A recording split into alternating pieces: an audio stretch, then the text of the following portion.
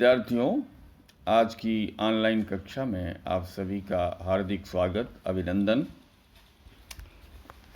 मैं डॉक्टर चंद्रलोचन त्रिपाठी, प्राचार्य राजकीय कन्या महाविद्यालय बहरोड, आज कविवर बिहारी के दोहों की व्याख्या करने का प्रयास करूँगा। बीए पार्ट सेकेंड हिंदी साहित्य के प्रथम प्रश्न पत्र के पाठ्यक्रम में सम्मिलित रीतिकालीन कविता के अंतर्गत बिहारी के कुछ चयनित दोहों में से बिहारी के प्रथम मंगलाचरण रूप में प्रस्तुत प्रथम दोहे की व्याख्या करने का उपक्रम आज आप सबके सम्मुख करूँगा। सबसे पहले उस दोहे का पाठ करता हूँ। मेरी भव बाधा हरो राधा नागर सोए, जा तन की झाई परे श्याम हरित दुति होए। इस दोहे में झाई के तीन अर्थों के साथ झाई शब्द का अन्वय किया जा सकता है, जिसे हम बाद में देखेंगे। सबसे पहले संदर्भ पर विचार करते हैं। ये दोहा, ये प्रख्यात दोहा बिहारी की यशः गाय कृति बिहारी सस्सई से उद्धृत है। काव्य, लोक और शास्त्र में निपुण, अपनी कला और भाषा के माधुर्य के लिए सुविख्यात बिहारी द्वारा प्रणीत मंगलाचरण के रूप में प्रस्तुत इस दोहे में कविवर बिहारी ने प्रार्थना करते हुए राधिका के रूप स्वरूप का वर्णन किया है, राधिका के रूप की प्रशंसा की है, राधिका के रूप का आराधन किया है। अब इसकी व्याख्या पर हम ध्यान केंद्रित करेंगे। इसके पहले अर्थ पर विचार करते हैं। कवि कहता है कि मेरी भव बाधा हरो राधा नागर सोए। जहाँ झाई का अर्थ तन की परछाई अर्थात आभा से लिया गया है। हे चतुर सुजान राधिके, जिसके तन की परछाई पड़ने से अर्थात आभा पड़ने से श्याम वर्ण वाले श्री कृष्ण हरे रंग की दुति वाले हो जाते हैं, ऐसी हे चतुर सुजान राधिके मेरी भव बाधा हरो, अर्थात मेरी सांसारिक बाधाओं को, सांसारिक दुख दैन्य जन्य बाधाओं को दूर करो। अब यहाँ पर एक प्रकार से श्री राधिका जी के शरीर की गुराई की प्रशंसा करता है, जो सुनहले रंग की है और जिसकी आभा पड़ने से श्री कृष्णचंद्र का श्याम रंग हरा हो जाता है। लोक प्रसिद्ध है कि पीले तथा नीले रंगों के मेल से हरा रंग बन जाता है। इसी भाव को कवि ने यहाँ इस दोहे के रूप में उपस्थित किया है। रूप की प्रशंसा, एक तरह से रूप की प्रशंसा करके कवि उनसे अपनी भव बाधा दूर करने की विनती कर रहा है। इसका जो दूसरा अर्थ लिया जाता है वो ये है कि हे चतुर सुजान राधिके, जहाँ झलक का अर्थ, झांकी का अर्थ झलक, और वो भी आंखों में पड़ने से। हे चतुर सुजान राधिके, जिसके तन की झांकी अर्थात झलक पड़ने से श्री कृष्णचंद्र हरे भरे अर्थात प्रसन्न बदन हो जाते हैं, ऐसी ये राधिके मेरी भव बाधाओं को दूर करो।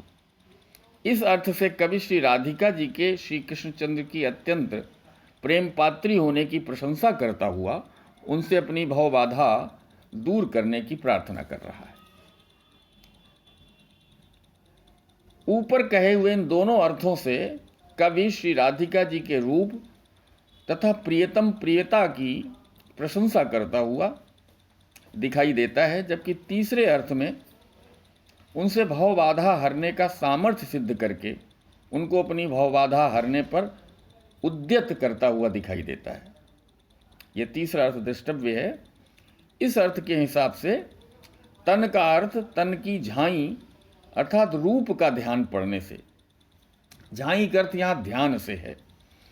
हे चतुर सुजान राधिके, जिसके तन का अर्थात रूप का ध्यान पड़ने से भक्त के हृदय में आ जाने से काले रंग वाला कल्मश, दुख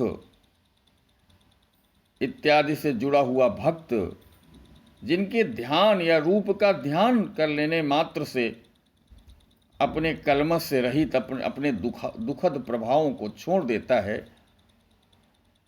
दुखों से दूर हो जाता है। इसलिए हे चतुर्सुजान राधिके, मेरी भव बाधा दूर करो, अर्थात सांसारिक दुख, दारिद्र्य, चिंता इत्यादि जिनका रंग कवि परिपाटी में, कवि परंपरा में काला माना गया है, उनको दूर करने की सामर्थ्य जिनके रूप का ध्यान है, ऐसी राधिका के रूप की प्रशंसा करता हुआ, राधिका के ऐसे रूप की आराधना करता हुआ उनसे कवि विनती कर रहा है कि आपके रूप का ध्यान पड़ने मात्र से कवि हृदय में, भक्त हृदय में स्थित कल्मश जिससे दूर हो जाते हैं, ऐसी ए राधिके मेरे सांसारिक भवबाधाओं को, दुख, दारिद्र्य, चिंताओं आदि को का निवारण करो, उन्हें दूर करो। इस प्रकार ये तीनों अर्थ यहाँ पर चतुर्सुजान राधिका इस पद से, राधा नागर पद से संबोधित है। इस दोहे में कवि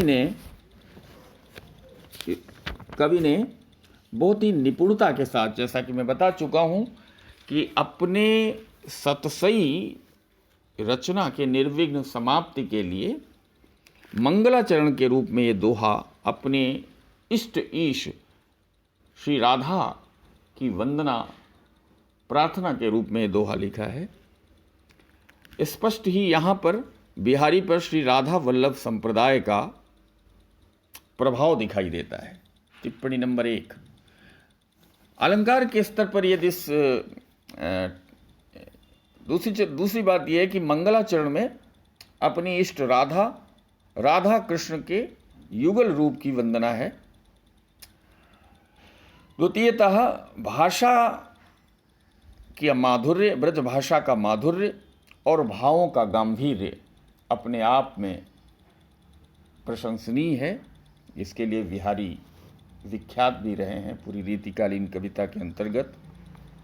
और टिप्पणी के तीसरे बिंदु में अगर इनके अलंकारों पर विचार करें तो कवि ने बड़ी ही निपुणता के साथ श्लेष, काव्यलिंग और रूप का अतिशयोक्ति अलंकारों की नियोजना की है। इस श्रृंगार रस से जुड़े हुए इस दोहे में, इस मंगलाचरण रूप में प्रस्तुत मेरी भव बाधा हरो नामक इस दोहे में अंततः बिहारी के इस दोहे की व्याख्या के साथ ही हम ये कह सकते हैं कि दोहा बिहारी के बारे में प्रख्यात उक्ति ससैया के दोहरे ज्यो नावक के तीर, देखन में छोटन लगे घाव करें गंभीर, इस उक्ति को ये दोहा पूरी तरीके से चरितार्थ करता दिखाई देता है।